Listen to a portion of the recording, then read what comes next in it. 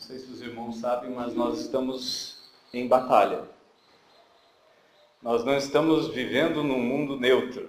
Nós estamos vivendo num mundo onde nós enfrentamos as lutas. O Antigo Testamento, ele foi escrito e ele foi estabelecido como um modelo para a nova aliança. O autor aos Hebreus, no capítulo 11, nos fala no versículo 39 e 40, que o povo do Antigo Testamento, eles viveram sem alcançar as promessas, porque Deus tinha preparado para nós algo superior. Então o Antigo Testamento, ele se torna um modelo. Na carta aos Colossenses, Paulo fala que a antiga aliança era uma sombra. A realidade é Cristo. Na carta aos Efésios, Paulo fala que Deus já nos fez assentar em Cristo nas regiões celestiais. No capítulo 1, no verso 3, ele diz que Deus já nos abençoou com toda a sorte de bênçãos espirituais em Cristo. E no capítulo 6, então, ele diz: a nossa luta não é contra a carne, nem contra o sangue, mas contra os principados e potestades. Há poucos dias nós falamos sobre estratégias de como nós podemos vencer a batalha construindo o caminho da paz. Nós estudamos um pouco sobre 2 Crônicas, do capítulo 14, no verso 1 até o verso 8. E nós vimos a vida de Asa, o rei Asa. No tempo de paz, ele buscou o Senhor. Ele edificou cidades com muros, torres, portas, com ferrolhos para tranca. Não adianta você ter uma porta se você não tem tranca na porta. Não tem benefício nenhum. Ele criou a defesa. E no verso 9 em diante nós vemos aí uma batalha. Uma luta. Paulo nos ensina que nós precisamos de estratégia para o dia da batalha. Ele fala isso no capítulo 6 de Efésios, por exemplo. Ele diz: quanto ao mais, sejam fortalecidos no Senhor e na força do seu poder. Vistam-se com toda a armadura de Deus para poderem ficar firmes contra as ciladas do diabo. O diabo, ele coloca armadilhas, ele tem ciladas, ele é astuto. Algum tempo atrás eu ouvi falar que Deus pega Satanás com sataneira, assim como nós pegamos ratos com ratoeira. Satanás pensa que vai nos levar para a derrota. O caso de Jó é um caso muito clássico para nós falarmos sobre isso. Satanás pensou que iria levar Jó à derrocada, à bancarrota, iria destruir a fé daquele homem. Ele tirou seus 10 filhos, tirou todos os seus pertences, tirou a sua saúde. Mas no final do livro de Jó, a Bíblia nos diz que Deus restaurou a sorte de Jó e ele teve o dobro do que tinha antes. Deus, na verdade, permitiu que Satanás pensasse que ele estava destruindo. Mas no final das contas, Deus estava no controle de tudo. Tiago nos diz que nós devemos ter por motivos de grande alegria ou passar por várias provas. As provas só são dadas para quem está estudando. E a prova é para nos aprovar, não para nos reprovar. Deus quer nos dar vitória. Paulo diz em Romanos 8 que em Cristo nós somos mais do que vencedores. As coisas que acontecem à nossa volta não vão e nem podem nos destruir. Nós temos algo superior. Paulo disse: combati o bom combate, guardei a fé. Então nós temos um combate, nós estamos em luta. Nós não vivemos num mundo de neutralidade. Nós estamos num mundo enfrentando lutas cada dia.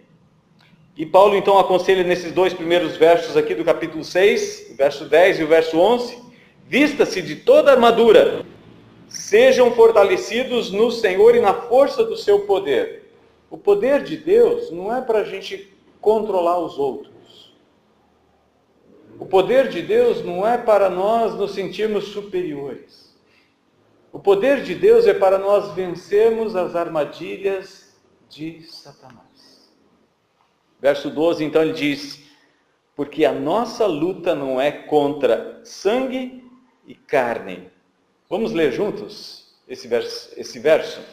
Porque a nossa luta não é contra sangue e carne, mas contra principados e potestades, contra os dominadores deste mundo tenebroso, contra as forças espirituais do mal nas regiões celestiais. O que Paulo está dizendo? Ele está dizendo que nós estamos em luta. Nós temos uma batalha. Nós estamos constantemente no campo de batalha. Nós não podemos cruzar os braços e achar que está tudo bem. Quando está tudo bem, é hora de se preparar. Paulo diz: vista-se com toda a armadura de Deus. Por quê? Olha o verso 13. Vamos ler juntos? Por isso, peguem toda a armadura de Deus, para que vocês possam resistir no dia mau. E depois de terem vencido tudo, permanecer inabaláveis. O que Paulo está dizendo? Que nós vamos enfrentar o dia mau. E a armadura tem que ser vestida antes da luta ou no meio da luta? Depois da luta? Antes da luta. Quando Davi chegou no campo de batalha, 40 dias, aquele gigante chamado Golias estava desafiando o povo de Deus. 2 vezes por dia, ele ia lá, de manhã e de tarde. Escolham um campeão entre vocês. E começou a zombar de Deus. Quando Davi chega no campo de batalha, ele diz: quem é esse incircunciso? O próprio rei Saul não quis enfrentar o gigante. Ele começou a fazer propostas para ver se aparecia alguém que se habilitasse. Quando ele ouviu falar, depois de 40 dias, não foi 40 minutos, não foi 40 horas, foi 40 dias. Depois de 40 dias, ele ouviu falar que um jovem, alguém, estava se habilitando para lutar. Até ali, eu acredito que ele já tinha jogado todas as suas cartas na mesa. Ele pensou: vai lá, Abner, vai lá, fulano, vai lá, ciclano, vai lá, beltrano, e outros tranos que tivessem por lá. E ninguém queria enfrentar Golias. De repente aparece um menino, a gente pode dizer, Davi. Então Saul, um homem alto, a Bíblia diz que ele era do ombro dele, pegava a cabeça das pessoas. Ele era, da cabeça das pessoas, batia o ombro dele. Ele era um homem de mais de 2 metros de altura. Mas ele não quis enfrentar Golias. Então ele olha aquele pastor de ovelhas e pede para ele vestir a armadura dele. E Davi veste, porque ele é um subordinado ao rei, estava submisso ao rei, mas quando ele vestiu aquele negócio, ele não conseguia nem caminhar com aquilo. A minha armadura não serve para você. E a sua armadura não serve para mim. Nós temos que encontrar a nossa armadura. E essa armadura é produzida por Deus. Pelo poder de Deus. E é isso que Paulo está falando no verso 10. Quanto ao mais sejam fortalecidos no Senhor e na força do seu poder. Vistam-se com toda a armadura de Deus. Quem pode produzir essa armadura? É Deus. Para quê? Para enfrentar o dia da batalha. O dia que Paulo chama de dia mau. E nessa batalha, nós podemos sair vitoriosos, sermos campeões. O campeão só é reconhecido depois da última batalha. Não é assim? Só quem venceu no final é que fica como campeão, como conquistador, como vencedor. A grande diferença é que nós, como povo de Deus, nós já sabemos o final da história. Nós já sabemos o final da história. A única coisa que nos cabe agora é lutar. É isso que Paulo disse. Em Cristo nós já somos mais que vencedores. Quer vivamos, quer morramos, somos do Senhor. Somos do Senhor. Jesus disse, eu venci. Então, se você está em Cristo, você já é vencedor. A vitória que Cristo alcança para nós e a nossa luta, ela não é humana. Paulo diz, não é contra carne e sangue. Não é esse tipo de luta. Por isso que nossa vitória já é certa. A única coisa que a gente tem que fazer é lutar. Se revestir. Para quê? Para permanecer inabaláveis. Esse permanecer inabaláveis significa que precisamos estar prontos, precavidos, porque outro dia mau pode surgir. Jesus no deserto, Satanás tentou Jesus de todas as formas. E a Bíblia nos diz que ele se retirou até tempo oportuno. Ele não desistiu de tentar Jesus. Mesmo quando ele estava pregado na cruz, ele usou a boca daqueles sacerdotes, daqueles fariseus que estavam ali, que disseram para ele, você não é o Filho de Deus? Desce da cruz e aí a gente vai acreditar em você. Eles estavam sendo boca de Satanás. Mas Jesus, graças a Deus, graças a Ele, não desceu da cruz. O que é mais fácil fazer? Descer da cruz ou sair do túmulo? Descer da cruz, você pode até descer com um braço quebrado, com um pé quebrado e tal, mas sair do túmulo só Deus. Sair do túmulo depois da morte, só Deus pode fazer. E Jesus venceu. Ele venceu. E ele venceu. E ele disse, eu venci antes mesmo de ir para a cruz. Ele já sabia da vitória certa no Senhor. Ele sabia porque ele foi obediente até a morte, morte de cruz. Ele sabia que a vitória no Senhor é certa. Então abra lá sua Bíblia em 2 Crônicas, no capítulo de número 14, versos 9 a 15, e nós vamos ouvir então a leitura deste texto. 2 Crônicas, capítulo 14, versículos 9 a 15. Nós estudamos há poucos dias atrás sobre estratégias para construir o caminho da paz, do verso 1 ao 8. Hoje nós queremos ver o verso 9 ao 15. A Bíblia, no capítulo 14 de 2 Crônicas, no verso 1 a 8, nos fala que Asa buscou o Senhor. E porque ele buscou o Senhor, Deus deu paz para ele em toda a sua fronteira. Não significa que ele não tinha inimigo. O que significou é que ele teve tempo de se preparar para a batalha. Deus deu 10 anos de paz para ele. Na sequência, ele passou por 5 anos de guerra. O capítulo 15, no último verso, nos mostra isso. Ele passou por 5 anos de guerra.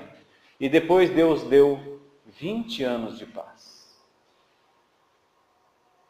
Quer dizer, a paz é para me preparar para o dia mau, porque a luta vai vir, vai chegar, mas para eu permanecer firme, porque Deus tem algo melhor depois. 4 vezes o tempo de guerra ele recebeu como tempo de paz. Amém? O texto então diz: Zerá, o etíope, saiu contra eles com um exército de 1 milhão de homens e 300 carros de guerra, e chegou até Maressa. Maressa está ao sul de Jerusalém, num lugar plano. A terra de Jerusalém, de Israel, ela é bastante montanhosa. Ao norte de Jerusalém tem as montanhas de Efraim. Então, ao sul, vindo do Egito, da África, tinha uma planície chamada Maressa. Lugar amplo para 1 milhão de pessoas acampar para a batalha. Precisa ser um lugar plano, amplo, mas com algumas colinas onde os capitães, aqueles que controlam o exército, podiam ficar e de lá de cima eles olhar e mandar ordem para a batalha. Um lugar estratégico. Quando nós vemos a primeira batalha que o povo de Israel enfrentou ao sair do Egito, Moisés pega a vara e sobe no monte e diz para Josué: Josué, escolhe os soldados e vai enfrentar os amalequitas, que eu vou lá para o alto daquele monte e vou interceder por vocês. E a Bíblia diz que lá de cima Moisés via o campo de batalha, e quando ele levantava a vara, o povo de Deus vencia. Quando ele orava, o povo de Deus vencia. Quando ele cansava os braços, porque ele já tinha mais de 80 anos, os amalequitas começavam a vencer. E então Arão e Ur tiveram uma ideia: vamos colocar uma pedra para Moisés sentar. E Moisés sentou, e um de cada lado seguraram a vara levantada, até o pôr do sol. E eles venceram a batalha. A batalha é vencida quando nós dobramos o nosso joelho.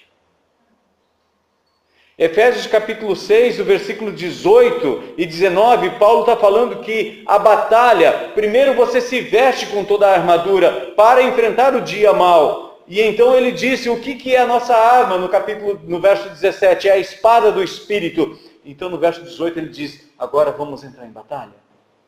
Orem por mim, para que quando abrir a minha boca, Deus me dê sabedoria, Deus me dê entendimento, Deus me dê capacidade para que possa pregar e libertar tantos que estão escravos por causa do pecado, nas garras do inimigo das nossas almas. Nós estamos enfrentando uma batalha, e essa batalha não é contra pessoas. Essa batalha é contra os principados e as potestades. O Antigo Testamento é um modelo, é como se fosse uma maquete do mundo espiritual. O Antigo Testamento, eles tinham que defender o território. O território do Novo Testamento, a habitação de Deus é o meu coração e é o seu coração. As fronteiras que nós temos que levantar, as barreiras que nós temos que construir, os muros que nós temos que construir é dentro do nosso coração, na nossa mente. Paulo fala em 2 Coríntios, no capítulo 10, versículo 4 e 5, as nossas armas não são carnais, mas são poderosas em Deus para destruir fortalezas e levar todo o pensamento cativo à obediência de Cristo. Então nós precisamos construir na nossa mente uma fortaleza para enfrentar os ataques, as flechas incendiárias que Satanás joga. Por quê? Quando você pensa num palácio, quando você pensa numa cidade fortificada, a parte de cima é vulnerável. Então eles jogavam flechas com fogo por cima dos muros para que lá dentro provocasse incêndio, destruísse. O que é que temos ainda de brecha em nossa vida que o inimigo está jogando flechas incendiárias para dentro dos nossos muros, do nosso coração, da nossa mente? Será que aquelas palavras que alguém chega para nós e diz que nos magoam, que nos machucam, não são flechas incendiárias? Quando alguém chama a gente de feio, a gente acha bonito? Quando alguém xinga a gente, xinga nossos pais até a terceira e quarta geração, nós ficamos felizes? Quando alguém nos ofende, nós não ficamos felizes. Quando alguém magoa ou ofende alguém que nós amamos, nós também nos colocamos em guarda. Por quê? São flechas incendiárias que o inimigo está lançando contra nós o tempo todo. Por isso nós precisamos cuidar muito bem. Esse aparelho aqui é um buraco no teto onde as flechas estão caindo na vida das pessoas. Um negócio chamado Facebook é outro buraco aberto que flechas incendiárias estão sendo jogadas para dentro da vida das pessoas. Elas estão sendo feridas, porque elas estão dentro das paredes, dos muros, e acham que pode andar sem armadura. Não precisa se proteger. Estão dentro da igreja. A igreja seria o muro. Engano. O inimigo quer que você tire a sua armadura. Muita gente busca Deus, ora, busca, lê a Bíblia, busca Deus. Aí quando entra na igreja, relaxa. Enquanto está lá fora, tem todos os perigos à sua volta, montanhas, pedras, valas. O inimigo pode estar ali, mas quando ele entra dentro da cidade, os portões se fecham, ele diz, agora eu estou seguro. Agora eu estou salvo, estou na igreja, fiz a oração do pecador, fui batizado, agora eu estou salvo. E flechas incendiárias estão vindo, entrando dentro do nosso coração e está provocando um desastre muito grande. Está queimando casas inteiras, famílias inteiras. Está destruindo a fé de muitas pessoas. Cuidado com o que essas duas janelas estão vendo. As pessoas estão com os ouvidos abertos, com essas janelas abertas, e às vezes elas entram no mundo virtual e de lá ouvem todo tipo de pregação que vem tirar a base da fé. Doutrinas estranhas. Hoje as pessoas estão ficando em casa e ouvindo pregação em casa. Mas quem é que são essas pessoas? Quem é que está por trás daquele profeta, daquele pregador? A gente conhece a vida daquela pessoa? A gente conhece a congregação daquela pessoa? Verso 10. Então Asa saiu contra ele e eles se prepararam para a batalha no vale de Zefatá, perto de Maressa. Asa clamou ao Senhor, seu Deus, e disse, Senhor, além de ti não há quem possa socorrer numa batalha entre o poderoso e o fraco. Ajuda-nos, Senhor, nosso Deus, porque em ti confiamos e no teu nome viemos contra essa multidão. Senhor, tu és o nosso Deus. Que não prevaleça contra ti o homem. O Senhor derrotou os etíopes diante de Asa e diante de Judá, e eles fugiram. Asa e o povo que estava com ele os perseguiram até Gerar, e os etíopes foram mortos sem restar nem um sequer, porque foram destroçados diante do Senhor e diante do seu exército. E eles levaram dali muitos despojos, atacaram todas as cidades ao redor de Gerar, porque o terror do Senhor se havia invadido. E saquearam todas as cidades, porque nelas havia muitos despojos. Também atacaram as tendas dos donos do gado. Levaram ovelhas em abundância e camelos, e voltaram para Jerusalém. Queria falar sobre 3 lições que nós aprendemos para termos uma boa estratégia para o dia da batalha. Primeiro, a luta é tão certa quanto a vida. Você está vivo? Se prepara para a batalha. A frase em latim que eu gosto muito diz o seguinte: se você quer paz, se prepare para a guerra. Se vis pacem para bellum. Se quer paz, se prepare para a guerra. Se você entrar num jogo sem aquecimento, você vai ter uma distensão. Não vai terminar o jogo. Se você entrar numa batalha sem armadura, você vai ser alvejado. Vai ser presa fácil. Segunda lição: a batalha física é vencida de joelhos. A primeira coisa que vai te dar vitória é no mundo espiritual, para depois se mostrar no mundo real. E a terceira lição: quando nós oramos, o Senhor luta por nós. Luta por nós. Talvez você possa dizer, mas será que isso é verdade? Será que Deus luta por nós? Tempo de paz não é tempo de distração. A primeira lição que nós aprendemos é que nós estamos em luta.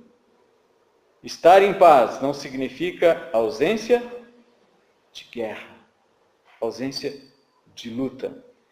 Tempo de paz é tempo de preparação. É o tempo em que nós temos tempo para nos colocarmos uma armadura. Segundo lugar, ter paz não é sinônimo de falta de inimigos. 1 Pedro 5, verso 8 nos diz: o diabo, nosso adversário, anda em derredor procurando alguém para que possa devorar. Resisti-lhe firmes na fé. Lembra da armadura? O escudo da fé.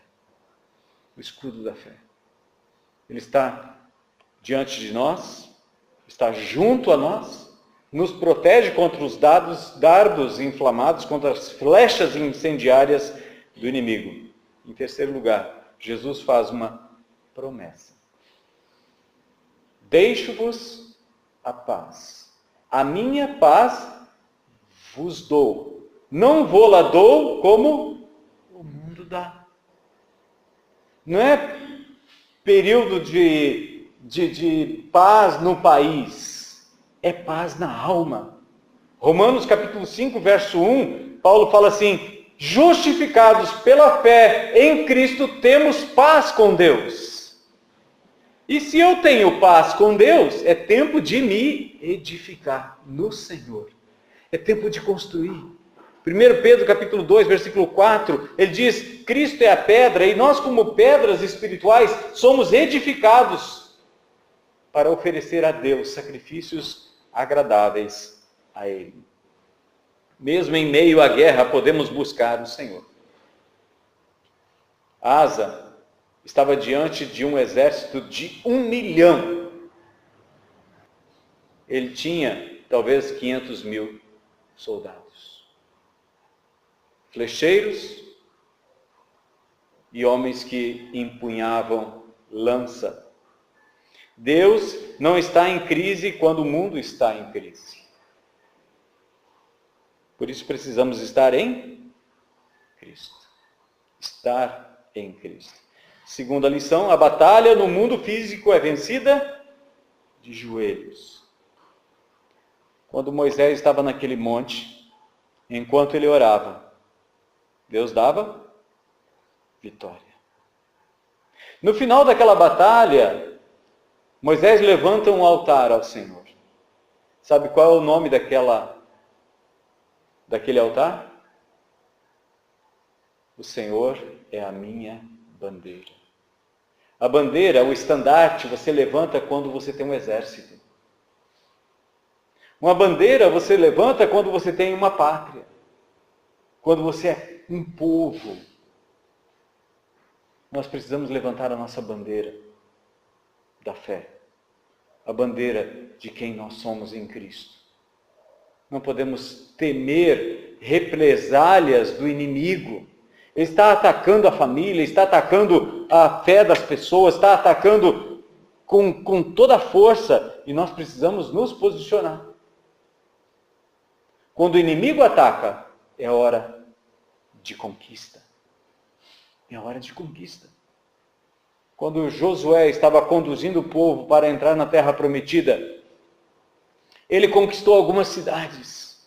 Mas de repente Gibeão era uma cidade onde eles foram e com estratégia enganaram Josué e os líderes. Eles acharam que eles moravam muito longe e na verdade moravam a 3 dias de distância deles. Mas quando os inimigos vieram atacar aquela cidade, eles buscaram socorro no exército do povo de Israel. E eles foram lutar. E naquela luta, eles conquistaram a vitória. Então, quando o inimigo vem, se levanta, aí que a vitória é maior. Quanto maior o inimigo, maior o tombo. Amém? Jeová Nissi. Segunda lição que eu aprendo, que a batalha física é vencida de joelhos, é o capítulo 17 de 2 Crônicas. O capítulo 17 nos mostra Josafá, o filho do rei Asa. Josafá busca o Senhor e Deus lhe dá vitória. 2 Crônicas, capítulo 17, verso 1, nos diz: em lugar de Asa, reinou seu filho Josafá, que se fortificou contra Israel. E aí o texto segue, versículo 3 e 4. Diz assim: o Senhor esteve com Josafá, porque ele andou nos primeiros caminhos de Davi, seu pai, e não buscou os Baalins, os ídolos. Pelo contrário, buscou o Deus de seu pai e andou nos seus mandamentos, e não segundo as obras de Israel. Olha o capítulo 20 de 2 Crônicas. O mesmo rei, verso 18 e 19.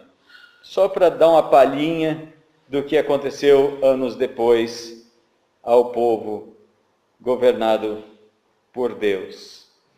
Versículos 18 e 19. Então Josafá se prostrou com o rosto em terra, e todo Judá e os moradores de Jerusalém também se prostraram diante do Senhor e o adoraram. Os levitas, dos filhos dos coatitas e dos coraitas, se levantaram para louvar o Senhor, Deus de Israel, em voz bem alta. Quando Asa se coloca em oração diante de Deus, Deus dá a vitória para eles. Eles precisaram puxar da espada e lutar. Quando Josafá,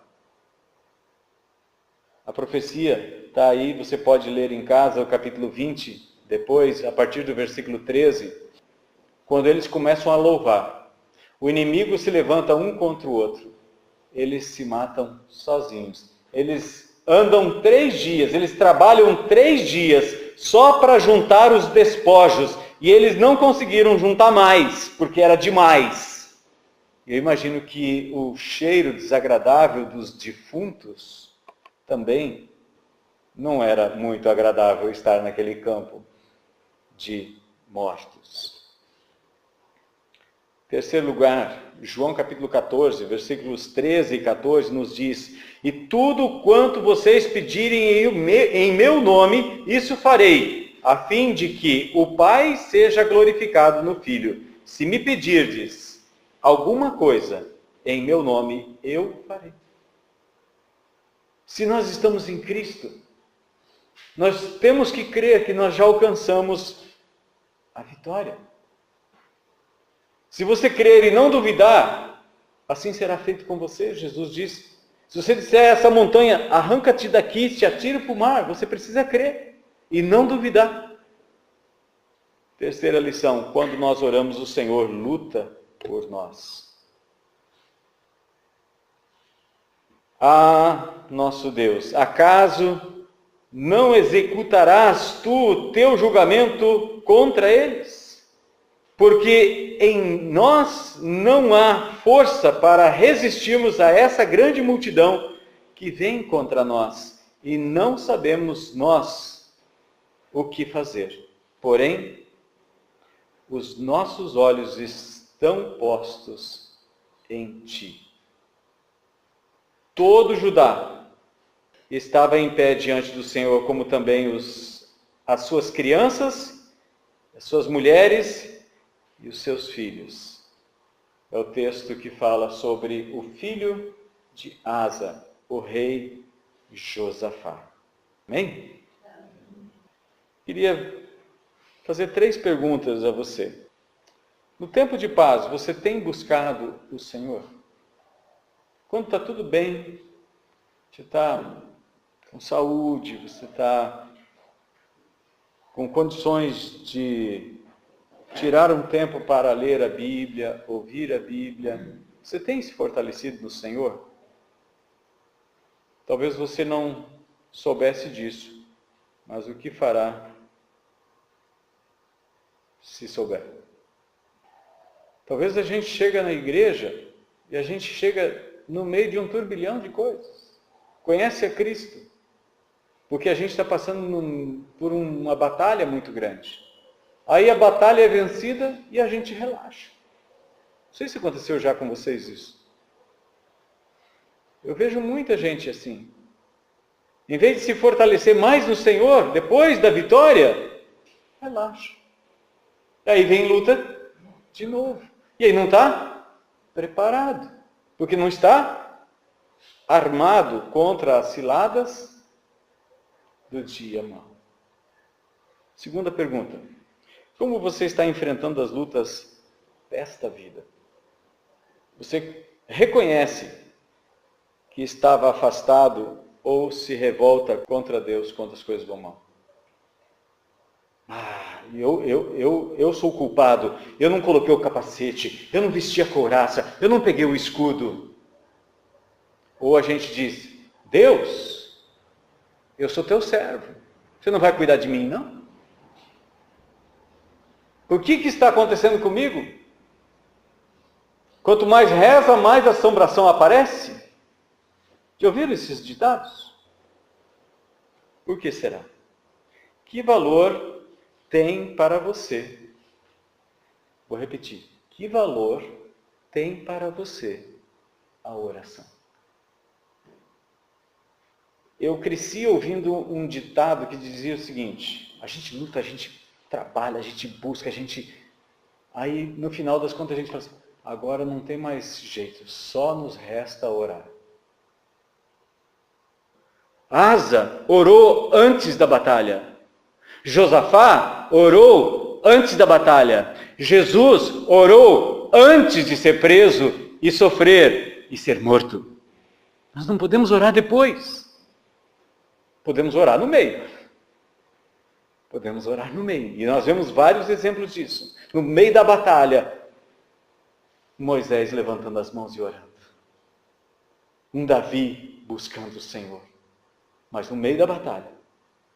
Porque ele já estava orando antes. Ele continuou orando. A oração não deve ser a última coisa que nós devemos recorrer. A oração deve ser a primeira coisa que nós devemos recorrer. Se você não crê, por que confiar na ação de Deus? O povo de Israel estava diante da terra prometida. Eles não creram que Deus era poderoso para derrotar aqueles gigantes e aquelas muralhas, aquelas fortalezas que estavam lá na terra prometida por Deus. Eles viram com os olhos deles, mas só viram. Não puderam desfrutar. Morreram no deserto. Hebreus 3,19 nos diz que eles não entraram na terra prometida por falta de fé, por causa da incredulidade. Sabe por que às vezes a gente não conquista vitórias? Falta de fé. No tempo de paz, você tem buscado o Senhor? Como você está enfrentando as lutas desta vida? Que valor tem para você a oração? Queria encerrar com essa palavra. Isaías 52, 12. Portanto, não saireis apressadamente. Não tenha pressa para sair da luta. Você entrou na luta? Às vezes a gente, primeiro dia de batalha, Senhor, não aguento mais. Não tem pressa. Não. Por quê? Porque o Senhor irá diante de vós e o Deus de Israel será a vossa retaguarda. Não se estressa, não. Por isso que Tiago fala assim, entende por motivo de grande alegria o passar por várias provações, porque depois disso a gente sai com despojo. Existe uma promessa da parte de Deus para nós. O Senhor apareceu a Salomão e lhe disse, ouvi a sua oração. Se eu fechar o céu, de modo que não haja chuva, ou se ordenar aos gafanhotos que consumam a terra, ou se enviar a peste entre o meu povo, se o meu povo, que se chama pelo meu nome, se humilhar e orar, me buscar, se converter dos seus maus caminhos, eu ouvirei dos céus, perdoarei os seus pecados e sararei a sua terra. É Deus quem luta por nós. A primeira coisa que nós temos que fazer é o quê? Se humilhar, orar e buscar. Mudar os seus caminhos. Mudar o caminho. Então eu queria te convidar para se colocar em pé e encerrar esse nosso encontro com uma oração. Eu não sei que tipo de luta você tem enfrentado, mas a minha armadura não serve para você. E nem a sua armadura serve para mim. Nós podemos dar testemunho um para o outro, como Deus nos ajudou. Como Deus nos adestrou a mão para a batalha. Salmo 144, verso 1, Davi fala isso. Te louvo, Senhor, porque me adestrou a mão para a batalha. E nós sabemos que a nossa batalha não é contra pessoas. É contra principados e potestades. Então nós temos que nos posicionar em Cristo. E nos posicionar em Cristo é nos revestir do capacete da salvação, a couraça, do escudo da fé, calçar as sandálias da pregação do Evangelho, pegar a espada do Espírito, que é a palavra de Deus, saber como manejar essa espada. Porque senão a gente acaba se cortando. Né? Então nós precisamos manejar, aprender a manejar a palavra de Deus. Para frente, para trás. Quando chegar um inimigo através de uma mentira, de uma heresia, de uma conversa tola, a gente diz, não, assim diz o Senhor. Não só de pão viverá o homem. Não foi isso que Jesus usou? Só a Bíblia. Está escrito, ao Senhor teu Deus adorarás e só a Ele darás culto.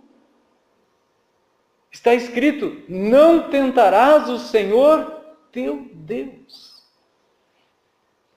Jesus não sofreu só essas 3 tentações.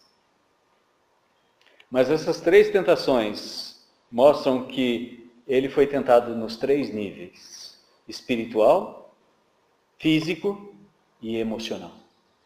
Na alma, no espírito e no corpo. E ele venceu tudo. E Paulo diz aos Tessalonicenses que quando ele se manifestar, que nós estejamos encontrados íntegros. Espírito, alma e corpo. Amém? Amém? Vamos orar então. Pai, me uno junto com os meus irmãos nesta hora, Senhor, clamando pela tua ajuda, clamando pelo teu socorro, assim como Asa clamou diante do Senhor, pedindo a sua ajuda, o seu socorro. Ó Deus amado, em nome de Jesus, nós clamamos que o Senhor olhe com misericórdia, com graça sobre a nossa vida. Senhor, se nós estamos vivendo de uma maneira relaxada, porque nós estamos dentro da igreja, assim como alguém está dentro de um palácio, dentro de uma fortaleza, imaginando que o inimigo não vai lançar flechas incendiárias em aberturas, como o teto naquelas construções, e às vezes tem entrado através dos nossos olhos, tem entrado através dos nossos ouvidos, flechas incendiárias do inimigo para abalar a nossa fé, para abalar a nossa confiança, para nos desestimular de confiar no Senhor e continuar progredindo na batalha. Ó Deus amado, dá-nos sabedoria, dá-nos entendimento, que nós possamos ter nossas mãos adestradas para a batalha porque a vitória é certa em Cristo Jesus, e nele nós já somos mais que vencedores, e que Satanás seja envergonhado e todas as artimanhas dele sejam desfeitas em nome de Jesus. Abençoa-nos, Pai, em nome de Jesus, em mais uma semana de atividades, de comunhão contigo, que nós possamos nos revestir do Senhor, nos revestir de toda a armadura do Senhor. Pai, em nome de Jesus nós pedimos por isso. Ajuda-nos, Senhor, a escolher como devemos ocupar o nosso tempo de paz. Não devemos ser negligentes, mas queremos ser ousados, atentos, conscientes de que nós estamos no campo de batalha. O inimigo, ele não dorme. O inimigo nos rodeia. O inimigo está à espreita. Que nós não deixemos nenhuma fresta, nenhuma brecha, nenhuma porta, nenhuma janela aberta do nosso coração para que ele lance dardos inflamados, flechas incendiárias contra a fé, contra a esperança que há em Cristo Jesus. Em nome dele, que já está sentado ao teu lado direito, em vitória, queremos continuar sendo conduzidos por Jesus. E Paulo nos ensina que ele nos conduz em triunfo. Obrigado, Senhor, por essa vitória.